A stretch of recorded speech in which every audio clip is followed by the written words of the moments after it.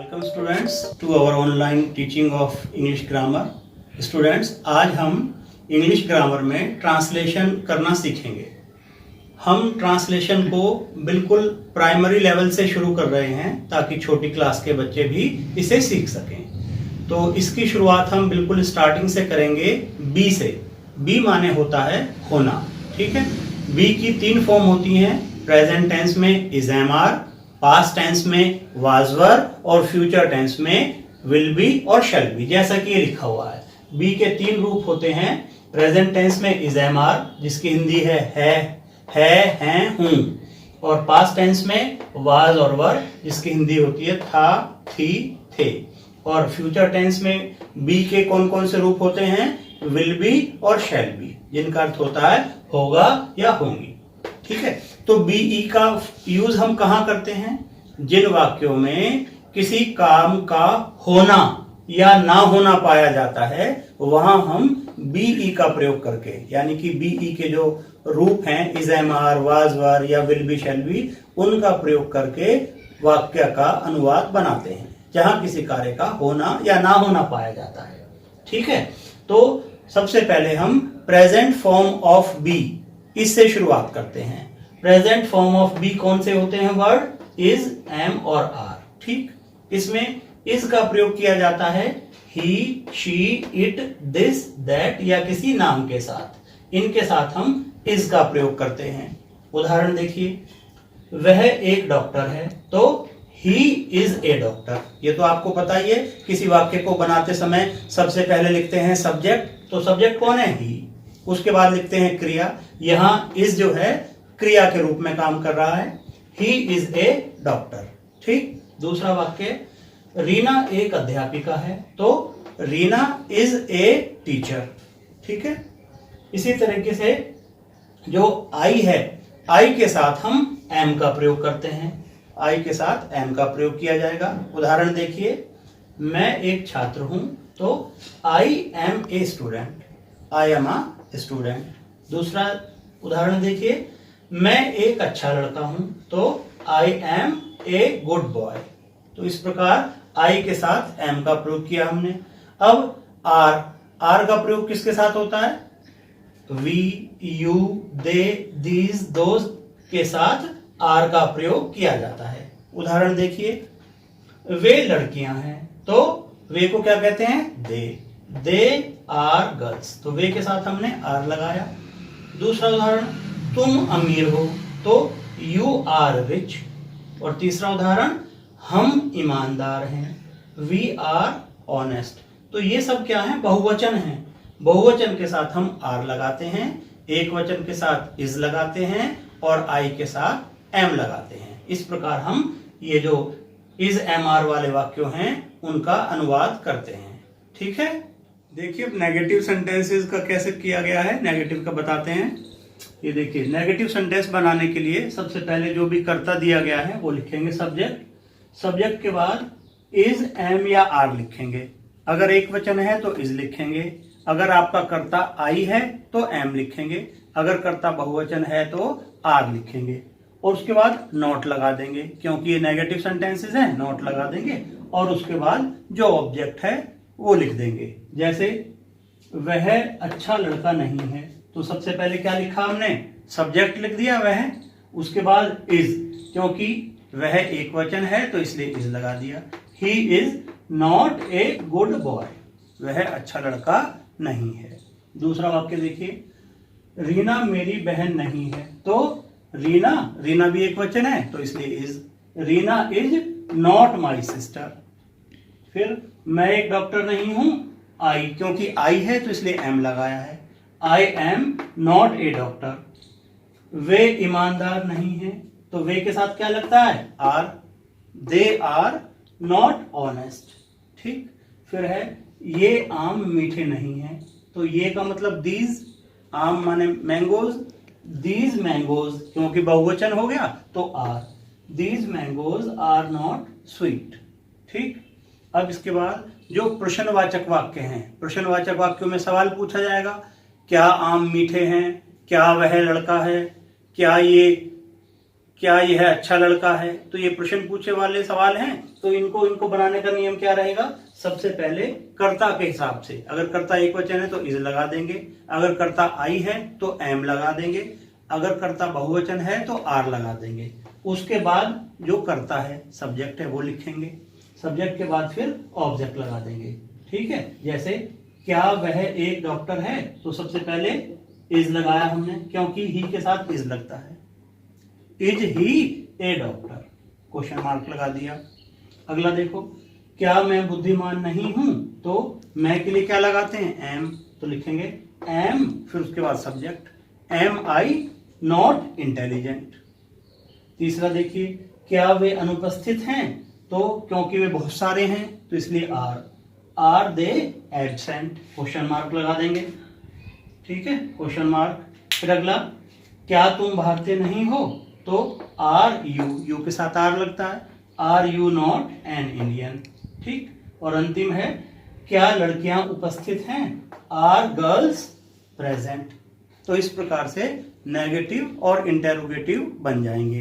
तो हमने जो है बी की present form is am are का प्रयोग करना सीख लिया है। इसके लिए आपको उदाहरण आपने बुक से करके आप इनको अब हम बी की जो पास्ट फॉर्म होती है उससे अनुवाद बनाना सीखेंगे। बी की पास्ट फॉर्म होती है वाज और वर। वाज वर का मतलब होता है था, थी या थे।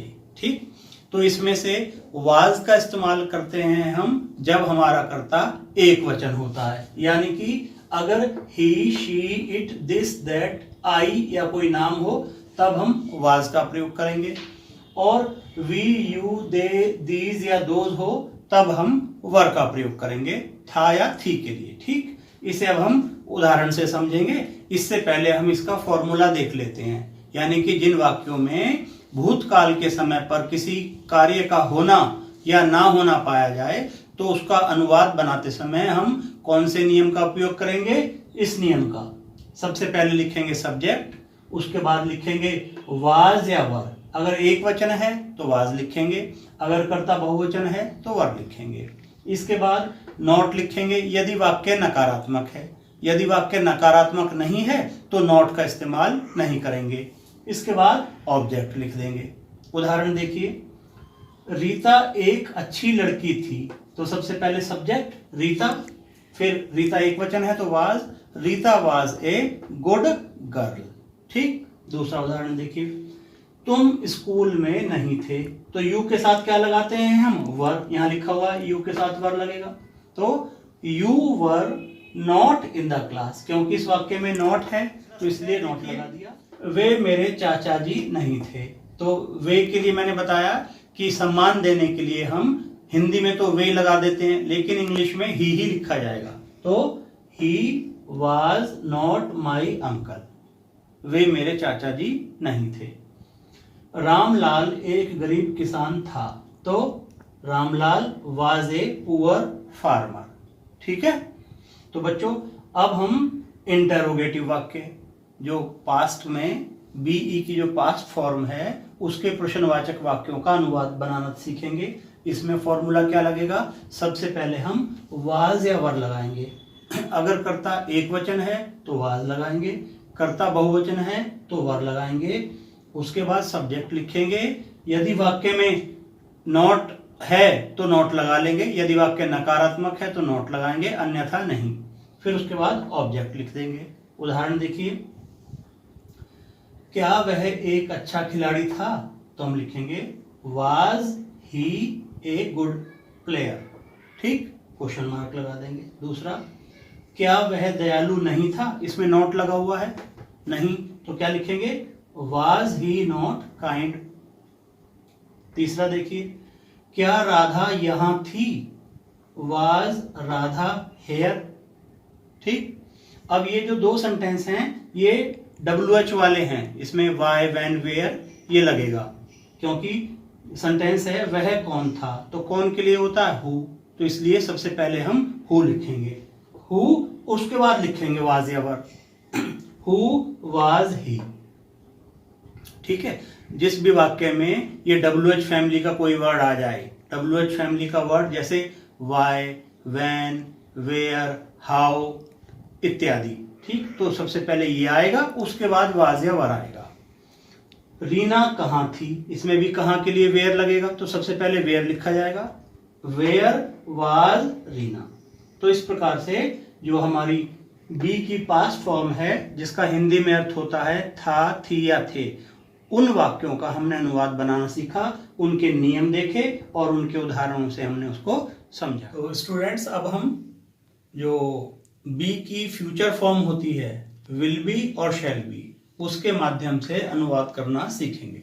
देखिए, बी की जो फ्यूचर फॉर्म है वो है विल बी या शैल बी। ठीक, हिंदी होगी इसकी होगा, होगी या होंगे। अगर वाक्य में हमें ये मिले कि वह वहां होगा या मैं पीएम होऊंगा, इस तरह के वाक्यों के लिए हम विल बी या शैल बी का प्रयोग करेंगे। विल बी का प्रयोग किया जाएगा ही, शी, इट, दे के साथ। ठीक है, और शैल बी का प्रयोग किया जाएगा आई और वी के साथ। ठीक है, उदाहरण क्या है इसका, सबसे पहले इसका फॉर्मूला समझ लीजिए। सबसे पहले हम लिखेंगे सब्जेक्ट, सब्जेक्ट के बाद लिखेंगे विल बी या शैल बी। ठीक है ना, अगर आई और वी है तो शैल बी लिखेंगे, वरना विल बी लिखेंगे। तो सबसे पहले सब्जेक्ट, फिर विल बी या शैल बी, फिर ऑब्जेक्ट। उदाहरण देखिए, राम कमरे में होगा तो Ram will be in the room, Ram will be in the room. दूसरा, वे कक्षा में उपस्थित होंगे तो they will be present in the class. ठीक है। तीसरा, हम दिल्ली में होंगे, क्योंकि हम यानी वी है तो शैल बी लगेगा, we shall be in Delhi, हम दिल्ली में होंगे। मैं अध्यापक होऊंगा, इसमें भी मैं लगा हुआ है, आई के साथ भी शैल बी लगाएंगे तो I shall be a teacher. ठीक, तो ये तो हो गए इसके पॉजिटिव सेंटेंसेस। इसके जो नेगेटिव सेंटेंसेस में क्या अंतर आएगा, इसमें अंतर ये आ जाएगा कि विल और बी के बीच में नॉट आ जाएगा, यानी कि पूरा बन जाएगा विल नॉट बी या शैल नॉट बी, और फिर ऑब्जेक्ट। उदाहरण देखिए, वह उपस्थित नहीं होगा तो he will not be present. दूसरा, मैं कमरे में नहीं होऊंगा तो I shall not be in the room. ठीक है। अब इंटेरोगेटिव, जिसमें सवाल पूछे जाएंगे, तो उसको फॉर्मूला क्या रहेगा, सबसे पहले क्वेश्चन वर्ड लिखेंगे, यानी कि वाई, व्हेन, वेयर, हाउ इत्यादि अगर कोई है, अगर नहीं है तो नहीं लिखेंगे। उसके बाद विल या शैल में से एक लिखेंगे, आई या वी है तो शैल लिखेंगे, बाकी विल लिखेंगे। फिर सब्जेक्ट लिखेंगे, सब्जेक्ट के बाद यदि वाक्य नकारात्मक है तो नॉट लिखेंगे, अन्यथा नहीं लिखेंगे। इसके बाद बी लिखेंगे और बी के बाद ऑब्जेक्ट। उदाहरण देखिए, क्या वह बाजार में होगा तो विल लिख दिया सबसे, इसमें क्वेश्चन वर्ड नहीं है तो इसीलिए विल से शुरू किया, विल, फिर उसके बाद सब्जेक्ट आ गया ही, नॉट इसमें है नहीं, will he B in the market, क्या वह बाजार में होगा। दूसरा देखिए, क्या वह कमरे में नहीं होगी तो विल शी, इसमें नॉट है तो इसलिए नॉट आ गया, will she not be in the room. ठीक, अब ये WH फैमिली वाले हैं, क्वेश्चन वर्ड वाले हैं। राजू यहां क्यों होगा, तो सबसे पहले क्यों की अंग्रेजी लिखेंगे why will Raju be hair.